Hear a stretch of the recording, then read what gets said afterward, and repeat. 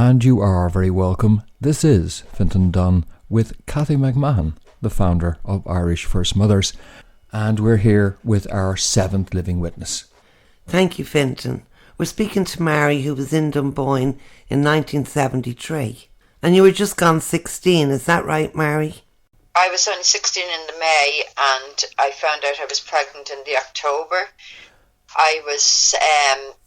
my parents were away at a wedding, and I had an appointment with a gynecologist in the Coombe for supposedly assisting my ovaries. Okay. And when I went in, it was my mother's private physician, and when I went in and I had the scan, they told my mother's friends that they had to keep me in, that the cyst was ready to burst. Right.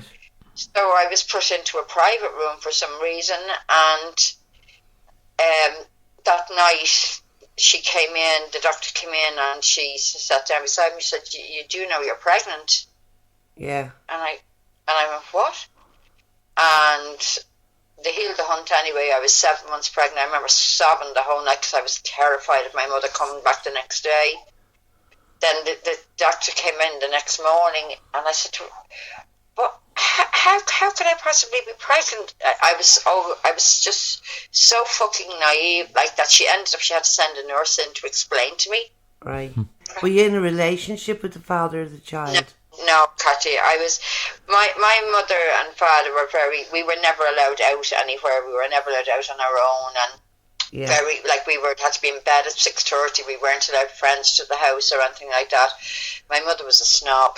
Yeah. But never gave. There was only 2 girls, and I had 5 brothers. Yeah. But there was no sex education taught. Mm.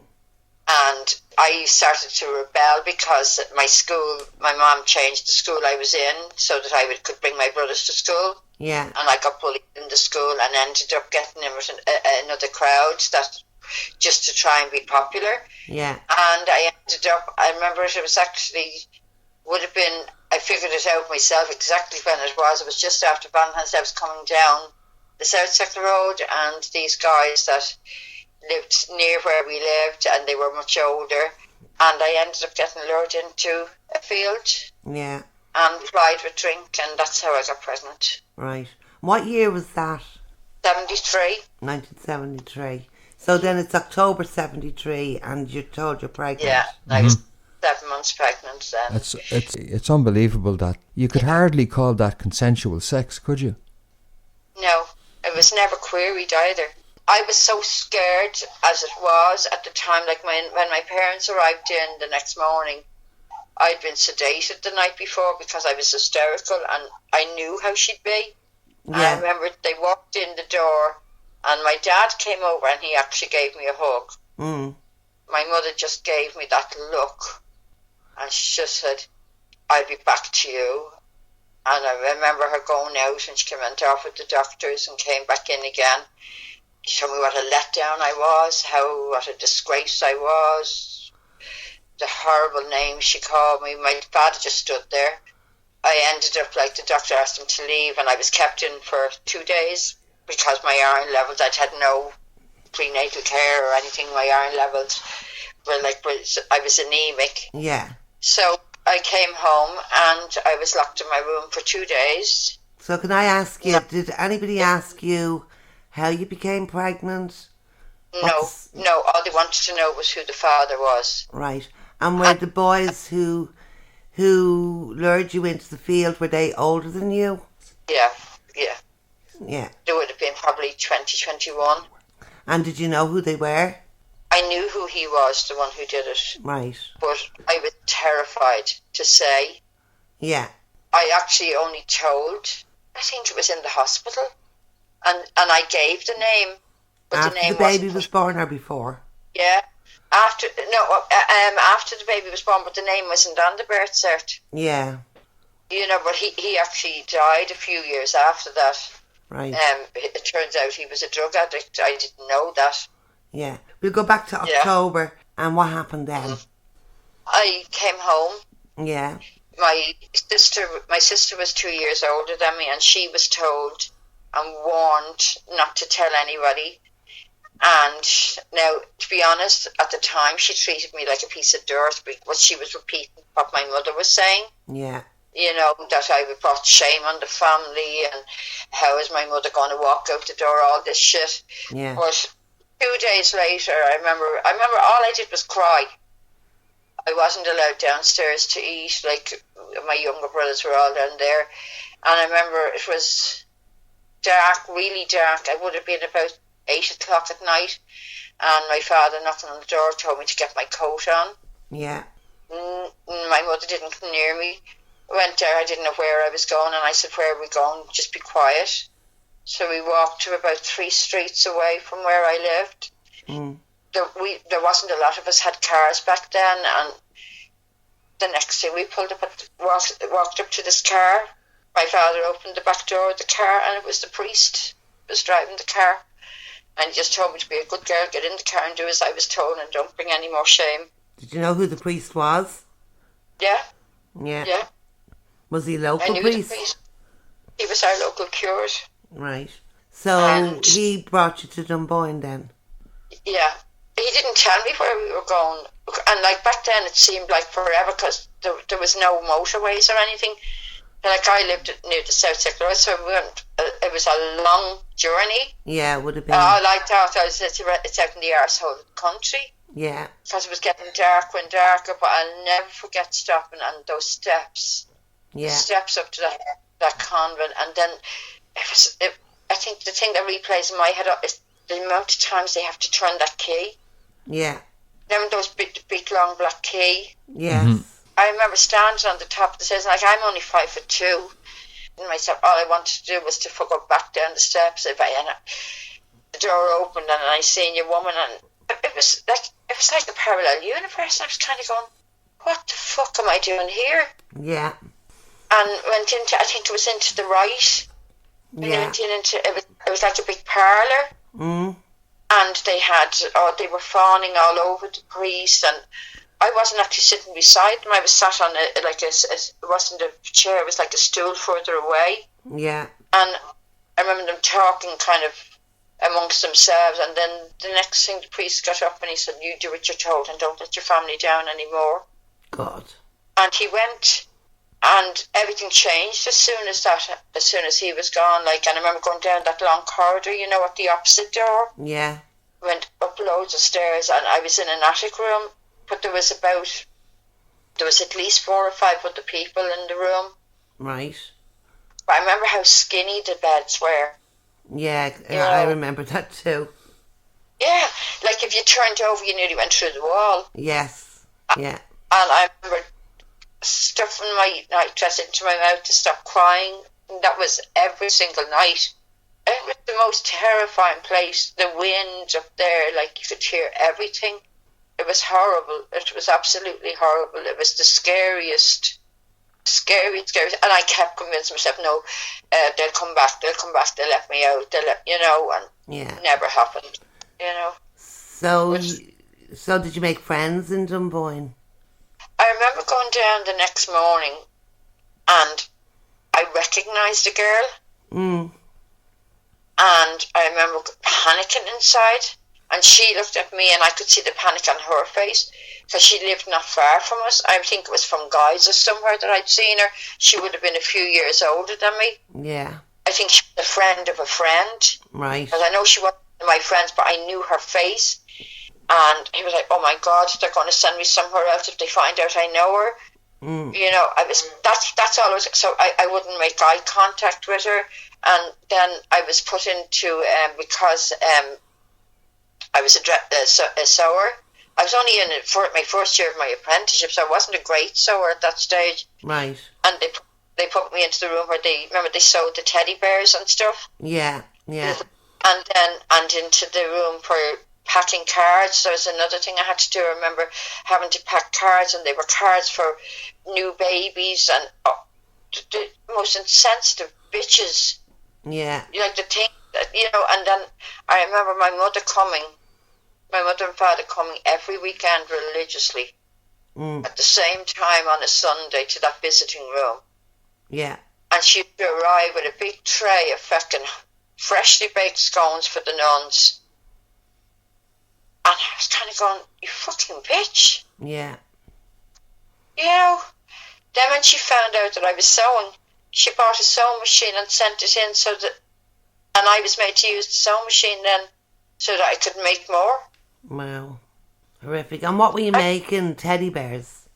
Teddy bears, yeah, like little babies' teddy bears. Right. Your pregnancy was advanced anyway. Yeah. So at this stage now, you're well on in your pregnancy as you're doing this. Yeah, yeah. And were you also doing chores in the house during the day? Yeah, I remember having to sweep down the stairs and somebody else did the washing of the stairs. I didn't do the washing of the stairs, I had to sweep them down. And I remember I can't remember what the job was, but I had a job in the church. Yeah. I think it was to do with the candles. Right. But I remember like that church frightened the living daylights out of me. I hated it. It was a scary little church. Yeah, I've no memory of that. Oh yeah, Jesus, yeah. Yeah. And I was afraid to say no because remember you had a choice, but you didn't have a choice. Yeah. You know what I mean, Kathy? Like, how did you not go? Did you go? Did I go where? To the church. I don't remember. Yeah, we all had to get up early in the morning to go down to mass. More than likely, I found some place to hide. Well, there's a lot of there's a lot of memory loss that goes with this because of the trauma. Oh yeah. So whole chunks are inexplicably missing, while other areas are recalled with vivid detail forever. Mm. Yeah, it was like a huge big tree that I could see from the window, and I remember sitting there staring at that tree, and I was kind of going, how could something so beautiful be in such a horrible fucking place? Yeah, I remember seeing the pheasants. I was there in the spring of 74, and I remember seeing the pheasants and the rabbits out and looking out that window. Oh, the rabbits were beautiful. There was a garden where they had vegetables. It was in the nuns' part. Yeah, yeah. Because I think we took them in there to weed at one stage. Yeah, they used to Because get it was fucking freezing. Yeah, and that would have been in the winter time that you were there. Yeah, it was absolutely like we must have just literally bypassed one another because I left there in December 73 and you went in January 74. Yeah, literally missed one another by weeks. Yeah, yeah. Unbelievable. So when did you actually go from Dunboyne into Hollis Street, was it? In the November, I actually, I don't know who they were, but I remember we were brought out for a walk one Sunday afternoon, and we walked for ages, but there was like I don't know whether it was a bus, but it was all boys. Right. And they met up with these brothers, and they walked for ages, and I started getting pains. Yes. And I remember getting really upset, and because all I knew was that from older girls had told me that like it starts with pains.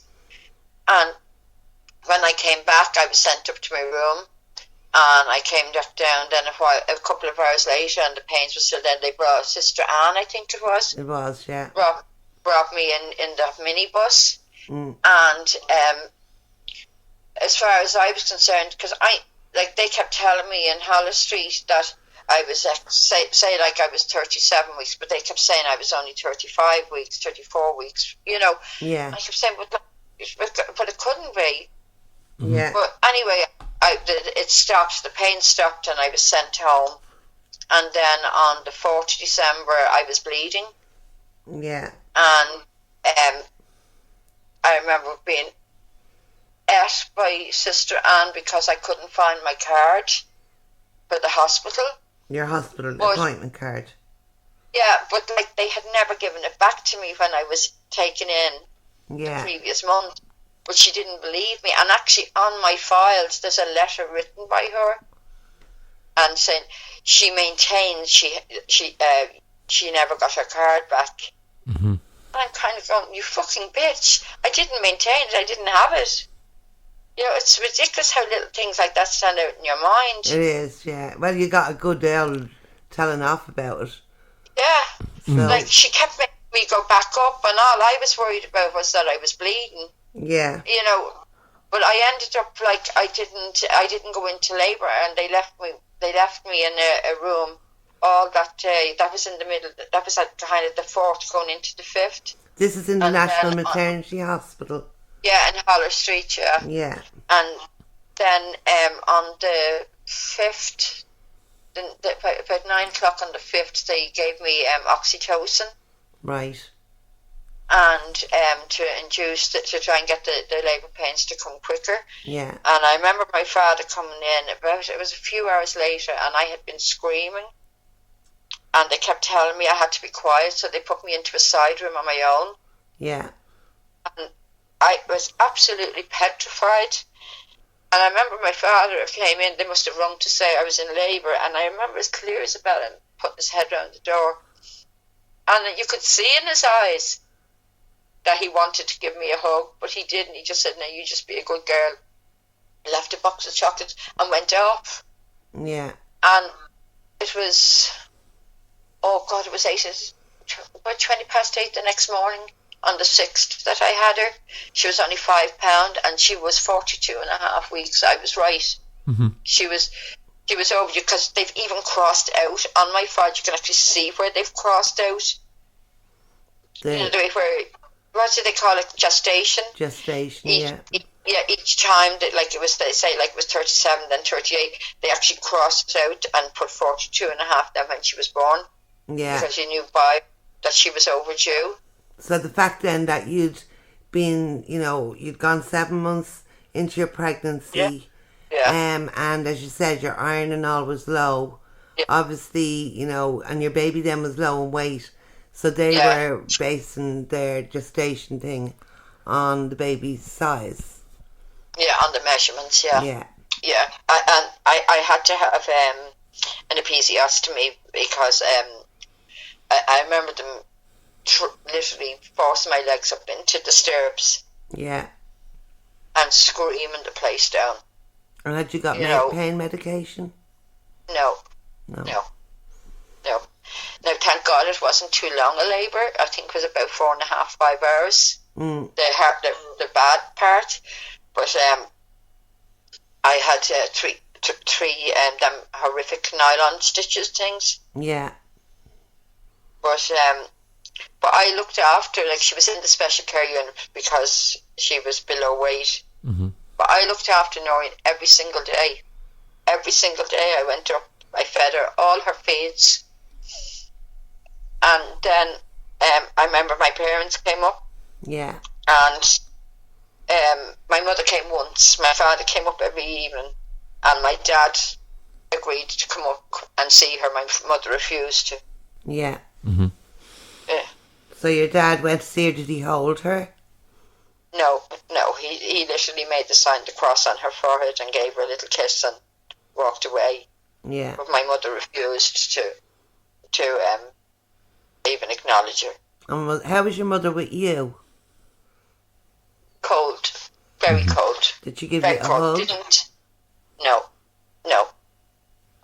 And how were you with your new child? Oh, I adored her. I remember sitting singing with her. Gilbert O'Sullivan was out at the time, and I remember Clair. Yeah. The song there. I used to sit and sing that over and over to her. I didn't want to leave. I didn't know what to do. I was paralysed with fear at the thought. So I think I nearly lived each day as it came. And then I think it was on the 12th. The nurses never stopped me going up. I remember the other thing I remember as well, that I had to have a wedding ring. Yeah. Going in, and the nun must have said it to my mother because she gave me I was very close to my grandmother. Yeah. And my mother gave me her wedding ring to wear. Right. And I remember holding on to it, and she took it off me as soon as I got out of Dunboyne. Right. And like I really, really wanted to keep that ring because I'd had it on with my baby. Mm-hmm. Yeah. I know that's stupid, but it just it felt against her. And I remember when we were in before going to the hospital, like I was after buying. Remember, there was a little shop up in a big hot press in the nursery, and we were encouraged to buy an outfit for the baby. Yes. And I remember I bought 3 outfits Yeah. and put them in.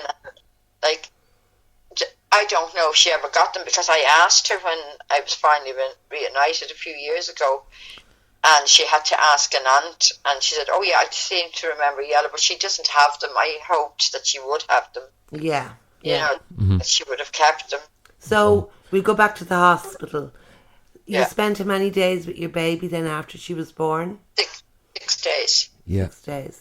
And did you know, because, you know, we've heard other people say that it was never explicitly said what was going to happen. But you must have known, and how well did you know? My mother told me Yeah. I wasn't bringing my baby home, that she was going to be adopted. And I begged her, please, because like my brother had died only 4 years before of a cot death, and I had a 2-year-old little brother when I was in there. Yeah. And I think only for my 2-year-old brother, I was more like his mother. Like, only for him, I think I would be dead now, because I literally use all my love on him. Yeah. He kept me going. Yeah. You know, we've actually got a very close bond from how close we were back then. But like, they used to bring him out to Dunboyne. Yeah. And when did the conversations about what was going to happen begin? I think it was literally, that's what I was told when I remember going out in the car to Dunboyne. I remember the priest saying about the shame that I had brought on my family, and they didn't deserve it, and that it wasn't right to bring, and all about the sins that I'd committed, and that it wasn't right to bring a child, that it was better to go to a loving family with 2 parents, and the whole thing of like, you're 16 years of age, no man will ever look at you, you'll never get, you'll never get married. Yeah, all of that. Like, I got the whole lot of that, and I remember kind of thinking, adopted was like, what's adopted? I didn't even relate. Yeah. All I knew is, where the hell is he bringing me? What's happening? He's telling me all this stuff. But even in Dunboyne, people didn't talk about adoption. I have no recollection of ever seeing a social worker. Yeah, same here. Ever. Yeah, but like, I do recall though that after like, I was with Noreen right up to the 12th, and then I was sent back to Dunboyne, and the bus used to go in every day to Hollow Street with different people for different things, and I got on that bus every day. Yeah. And went in with her, went up and spent time in the nursery. And I remember being in big trouble because I actually missed the bus one of the days coming back, and had to get 2, I don't even know how I got back. I got 2 buses. Yeah. And they had to pick me. But on the 16th of December was the last time I actually saw Noreen, because when I came back that day, they told me that I was going home the next day, and don't bother going into Dunboyne because she's being picked up by the social workers in the morning. Right. So the 16th of December was the last day you seen her. Yeah, but since I got my files, she wasn't taken that day. She was there right over Christmas. She was there till the 29th of December. Right. So I could have spent our first Christmas with her. Yeah. That, I think, of all the things in the papers since I got them, that's the most hurtful, that she spent her first Christmas on her own. Yeah. And did the nuns talk to you about adoption? Did the nuns talk to you about what was going to happen? No. I remember there was a long corridor. Yeah. And that's where your antenatal class was. Yeah. I remember, like, you had to pull out mattresses onto it. And yeah. And I was kind of, what the hell? Like, we're just sitting there doing breathing exercise, but there was nothing explained. It wasn't explained where the baby was going to come from, or... No. Because I remember there was a girl even, like, younger than me. Like, there was a 13-year-old there with me. She went to school there. You know, a country girl, lovely girl. But, like, you were kind of looking, and there was a right mix of ages, but nobody kind of spoke. Yeah. to one another. Like, it was like you'd have a laugh, like you'd try and make your own laugh, like, you know, when you got out once a week to go down to the town, Yeah. to the shops. But like, that was it. Yeah. It was just a scary, scary place to be, because you didn't know what was really happening. Mm-hmm. Mm-hmm. It actually made it 10 times worse, because if you could go to bed one night and next day you're out in this place, what's going to happen tomorrow if you don't toe the line, if you don't do what you're told? Yeah. Where are you going to end up being put then? Yeah. And I remember that girl that I recognised, she would have had her baby a good few weeks before me, but I remember her coming back and she was all smiles. Mm. And I ended up hearing that when her mum had seen the baby, that she let her keep it. Yeah. And she was only sent back because they were trying to set up things at home. And I remember saying, right, that's my plan, that's what I'm going to do. But then my mother wouldn't see her. Yeah. Mm-hmm. You know, and I just really felt like I'd let her down. You know, that how come she could convince her parents and I couldn't, you know. Yeah. Yeah, yeah. When you headed back home then, I presume you went back home.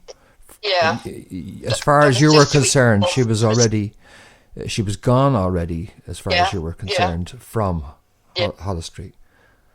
Yeah. Were you thinking about her then, or what were you, did you talk to your parents? And I remember being constantly told by my mother to stop them moping around. Mm-hmm. Because it was the 17th of December when I left there, so it was a week before Christmas. Mm-hmm. And like I'd five siblings that were all excited for Christmas, and they'd been told I was gone to visit relatives in the country. Yeah. Now, you know, ridiculous thing to do, like pull me out of work. Like, I don't know, I just think all this hypocrisy by nuns, priests and my parents, but they were all lying through their teeth. Like, they lied to my job. Like, I was an apprentice in a sewing factory. Yeah. They lied to them. They lied to the neighbours. They lied to everyone. Yeah. So how is that, you know, Christian or whatever they want to call it? So you were actually working before you got pregnant and into your pregnancy. And did you... I'd only started an apprenticeship around my birthday, because you had to be 15. Yeah. Or sorry, you had to be 16, sorry. Yeah, 16. Yeah, so I was only a few months into my apprenticeship when I went into Dunboyne. So, like, I was on, I think, about 5 or a week or something like that. Yeah. Like, so when you went home, did you talk to, you know, I think, as Fitton said there, did your parents speak to you about, you know, your decisions? Did anybody speak to you about any choices you'd have? Any assistance that there might be?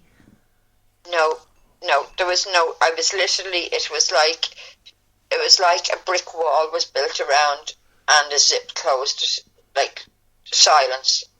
This is not to be mentioned again. And it was never to be mentioned again. Yeah.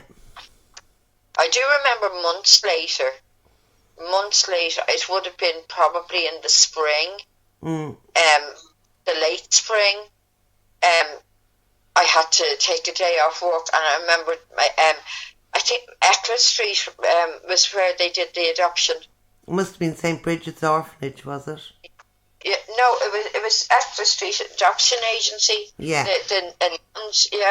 Because I remember being told, and I don't remember sitting in a room, but I remember being told by the nun that my baby was going to a young couple who had gone to a young couple who couldn't have children. Right. In Dublin or where? She said in the country. Right. In the country. But my baby went to people who were 50 years old. They were older than my parents.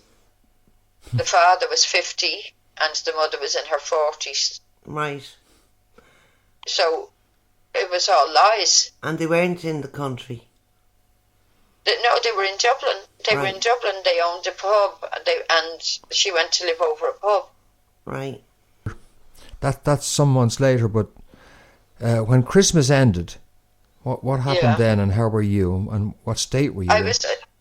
I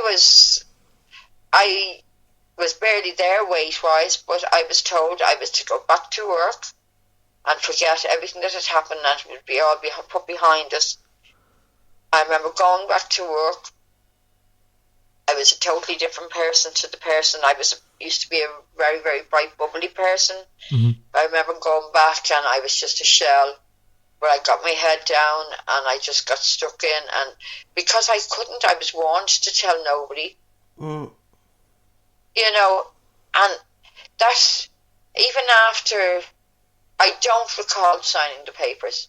I don't recall signing them. But I was only 16, so I don't know how they would have even been legal. Yeah. For me to sign papers, but I do remember being brought out by my parents and signing some. No, I must have signed papers that day, but I didn't know I was signing final papers. Right. I've realised now that must be what I did. And who was present? Was it, somebody legal? No, it was. I think it was just a nun. Right. I'm nearly certain it was just a nun. Yeah. And I remember being upset, and my parents driving out to Bray. It was like as if they were getting me as far away from the house as possible to get me calmed down before I came back. Yeah. But after that, it was a complete blank, because I think it was kind of the realisation that I'm never getting her back now. Yeah. You know, and that I actually continued trying to keep my head down, and then about four and a half years later, I was in hospital for orthopedic surgery. Yeah. And I had a complete breakdown. I had a complete nervous breakdown. Mm-hmm. Being in a hospital surrounding, I think all the flashbacks came back, and I ended up being transferred from Kappa to the Mater, to the psychiatric section of the Mater, and I was in there for a couple of months, and they literally zonked me. They literally just medicated me. Sedated completely. Yeah. And did anybody there talk to you about? Yeah, I spoke to a psychiatrist there, and I remember distinctly that my parents and my sister were banned from coming to visit me. Right. But to this day, my sister remembers, and she said, yeah, she agrees that yes, that did happen. My mother said, no, you were in there because you had a breakdown, because you were attacked. Mm-hmm. And I goes, Mom, I was in there because I had a breakdown because you took my baby. Yeah. But like, I came out of there, Kathy, at the week of my 21st, and they had thrown a 21st party for me. The photographs of my 21st, I'm about 6 stone. Wow. And like totally dazed, I wasn't there at all, but it was for show. Yeah. Because that's what you do, you throw a 21st. And that's what had been done for my sister. But I've actually all recollection of the day. Yeah. Mm-hmm. I literally came out of hospital 2 days before. Well, that wasn't the first medical mismanagement. The whole thing was a medical disaster, from the fact that you shouldn't have been doing any work. You should have been getting proper nutrition because you were so malnourished. It's just incompetent all the way through, your medical treatment. Yeah. Extremely neglectful is what you would have to say. We're not talking about the Middle Ages here. We're talking about the early 70s, for crying out loud. Yeah. It's not the last sentence. I think that was the reason, like listening to the other girls' testimonies, like Kathy will tell you, like I was a mess. Like I only opened up about this not even 4 years ago. Mm-hmm. Like I held this inside me for 40 years. Yeah. Because I was so scared to, like, I remember when I got married, I ended up getting married, and he was extremely abusive. He's actually a paranoid schizophrenic, but I stuck with it because I wouldn't get married without telling him that I had a baby, because I was convinced she would come looking for me. But he actually ended up holding that against me when things fell down in our marriage, and threatened that told me that they would take my babies from me if I finished with him. Mm-hmm. Mm-hmm. You know, and like I remember after my son was born, my first child after my little girl, Yeah. I got so sick because I wanted the best for him. I was trying to breastfeed him. I forgot to feed myself. I became really, really ill after 3 weeks. My father came up to visit and found me collapsed on the ground, and I had a burst ulcer, and I was rushed into hospital, had the last rites, and it took me nearly 3 weeks to recover. But what made me recover was I found out that my mother was looking after my son. Yeah. And that scared the living daylights out of me. I thought, oh my God, she's going to take it on me again. Yeah. You know, We and end the up kind of similar thing. hyper-vigilant. Yeah, exactly. Like I was under 6 stone 3 weeks after he was born. Yeah. Because I was so terrified of doing anything wrong that they could take him. And then when he was 18 months old, I had a miscarriage. Right. And the exact same thing happened after the miscarriage, because I was convinced it was a little girl and that I wasn't going to be allowed to have a little girl because I'd given my little girl away. But thank God I had went on to have 2 more little girls. Yeah. Right. Just brilliant. Yeah. It's amazing though the way those thoughts do come in, you know, that you think you're being punished because you've been bad, and it was never you. Yeah. Yeah. All my life I held that. Was so terrified of what would happen. I like even down to when I finally got the courage to break up with my husband, I was terrified to move from where I lived because I had been told that I could never look for my baby, that she had to look for me. But because I was so traumatized by what happened, anytime anything about adoption came on the news or in the paper, I turned it off or I turned over the page. Yeah. I couldn't listen to anything about adoption. What I didn't know was that the rules had changed and I could have left a letter. Yeah. To help. So when I was petrified of falling out with my parents because I thought, well, the only address that if she does go looking for me would be theirs. Mm-hmm. Yeah. And if I moved again, that from where I was, it'd be harder for me. It was ridiculous. Like when I think now on my thought pattern, you know, but it was kind of everything, all my life was based on I need to not move too far so she can find me, you know, if she's looking for me. And like it ended up then about 8 years ago I started to get really, really panicky, and I developed social phobia. The only thing I did is I went out for work and helped at the children's groups that I was in, but other than that I stopped my social life completely because I was getting so overwhelmed with flashbacks, and she was in my mind constantly. So this would have been about my 4th time with a counsellor, but this time I gelled with her. Mm-hmm. And slowly but surely 4 years it took her before I finally broke and told her everything.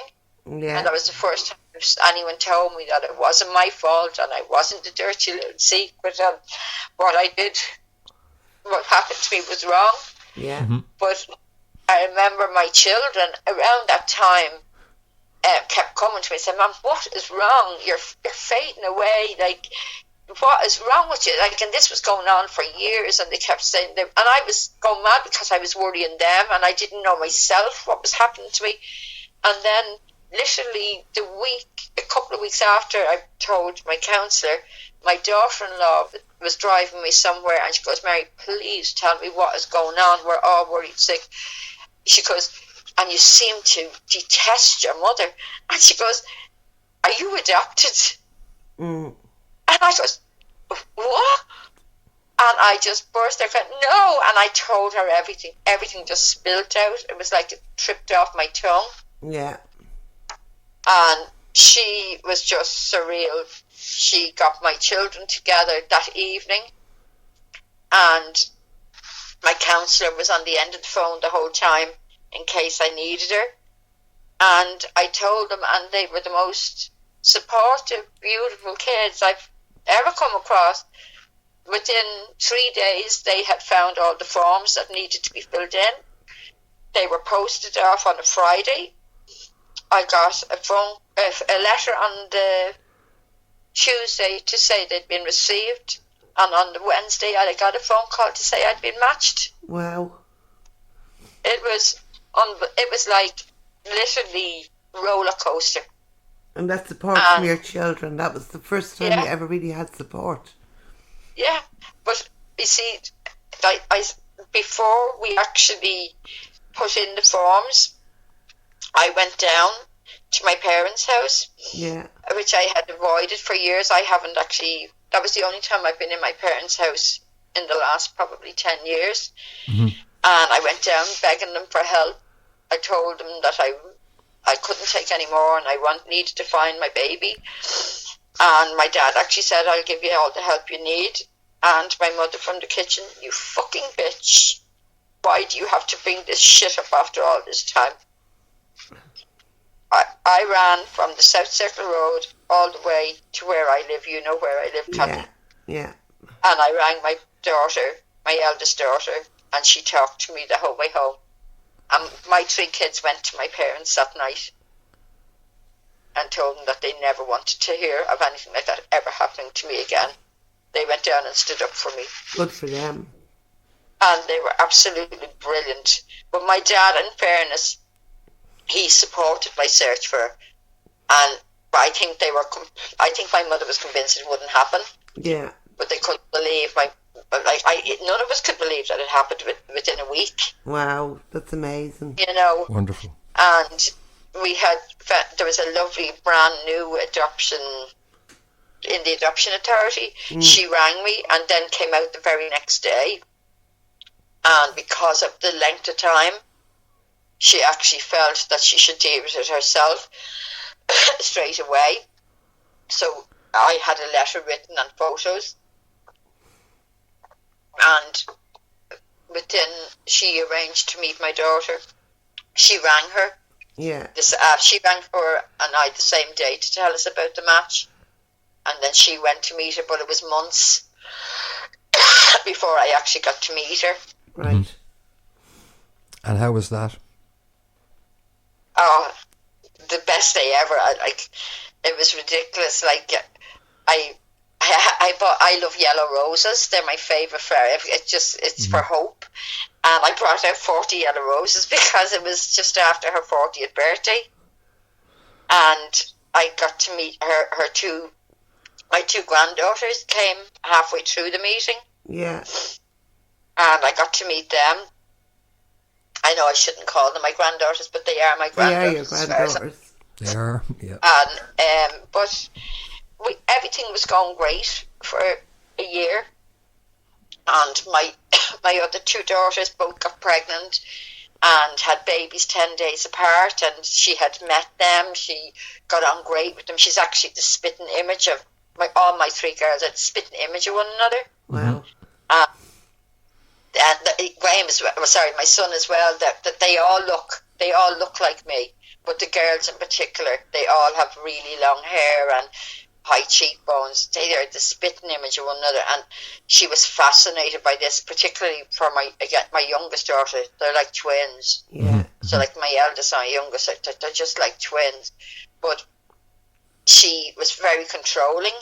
We had to be at a meeting point at this time, and she would never meet everyone at the same time. And then she wanted everyone to meet together in a hotel in town.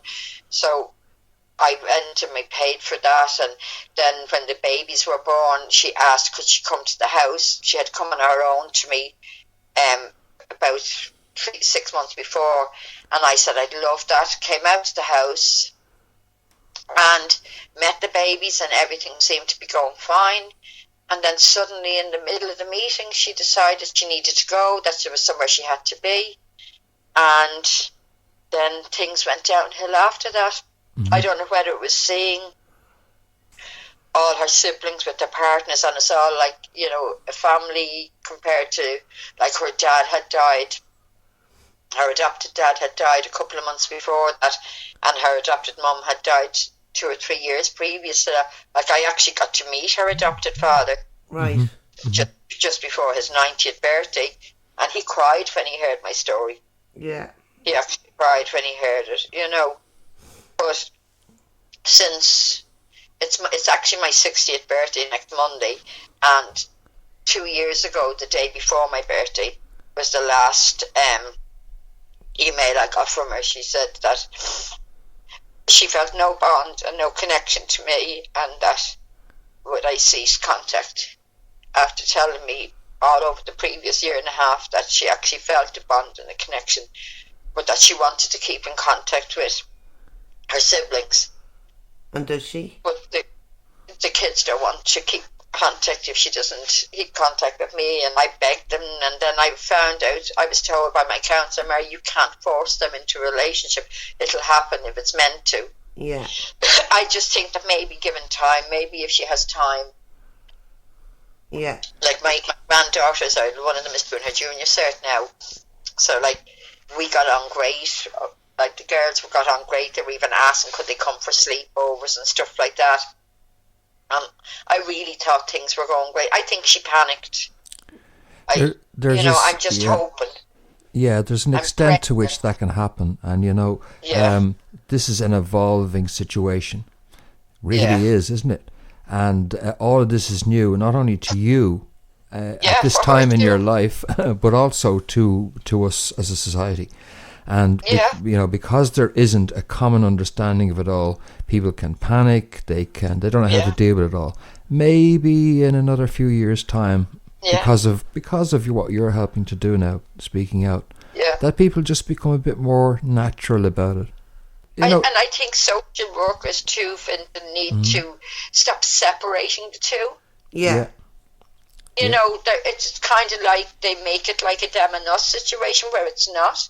Yeah. If they allow things to be generic, and like, because we were working along fine, and then the social worker butted in and said, oh, it was too soon for emails, and then it caused friction, and then we realised ourselves that no, we were doing great the way we had been doing it, but we lost a couple of months because of that interference. And instead of, like, you're adults, like she was 40, like we were grown women, like we should be left to do it ourselves. I was so thankful for the help they did give me, but at the same time, but I still hope and pray, like, I know my biggest wish now for next Monday is that I get a card from her. That's all I want. It's a card. Yeah, hopefully she will think of that. Well, yeah, and look, as we say, it is a situation that's changing as we go along. You know? The slower those reconnections go, the better. That's been my feeling, especially when there's any concern that it might not be, brilliant news all round.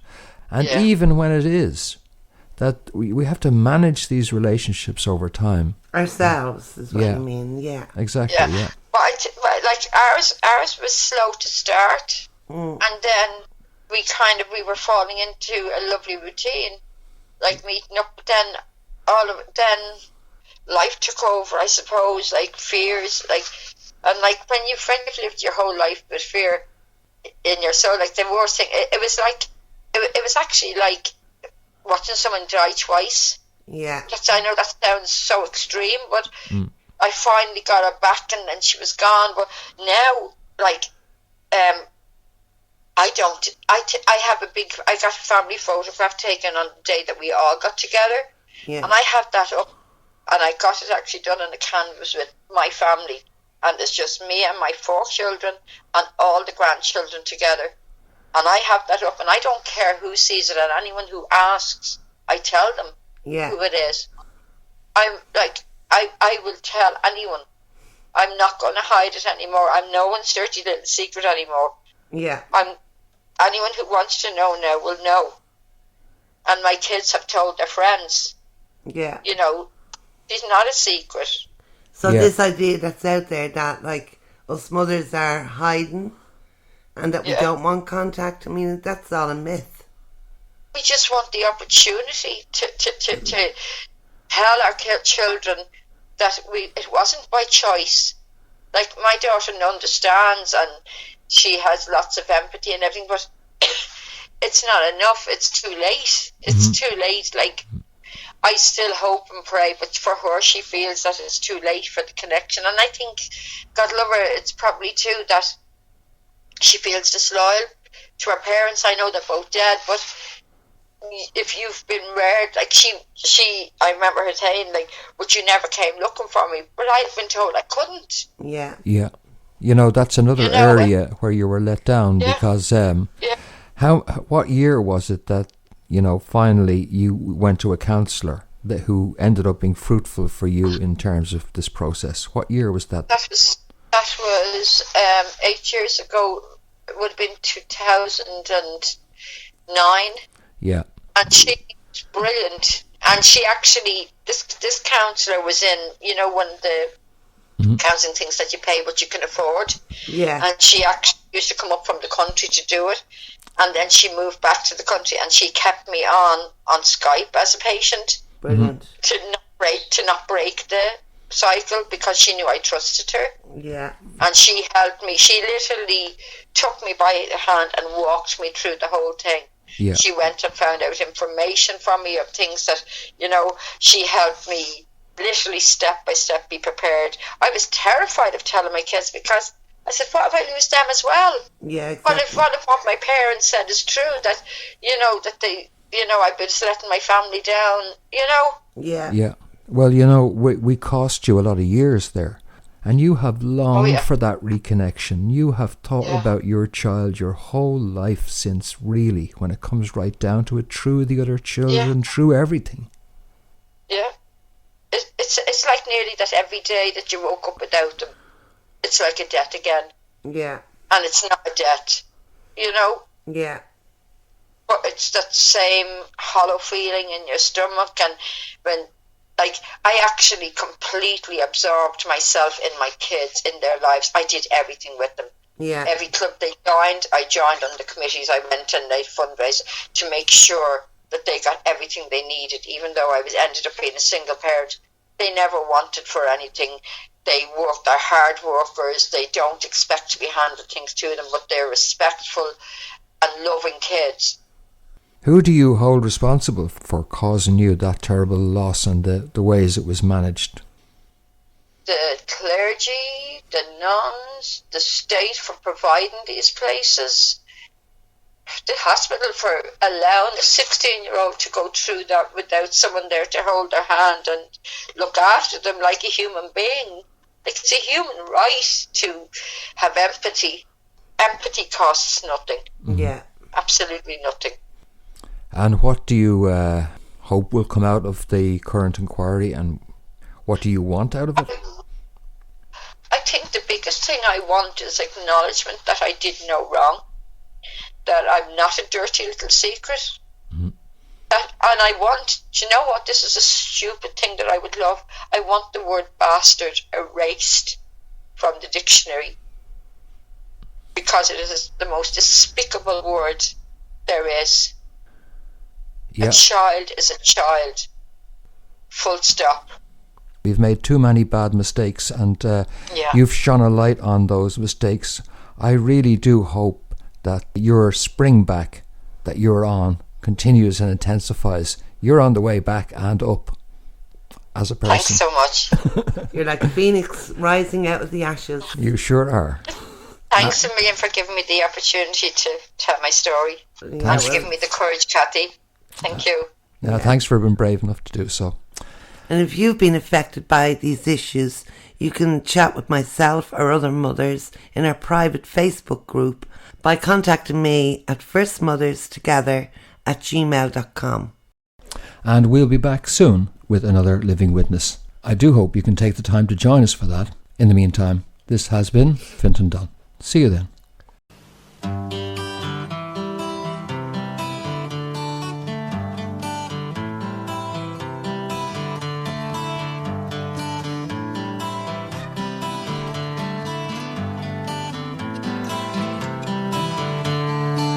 We walk the road now, the road of darkness.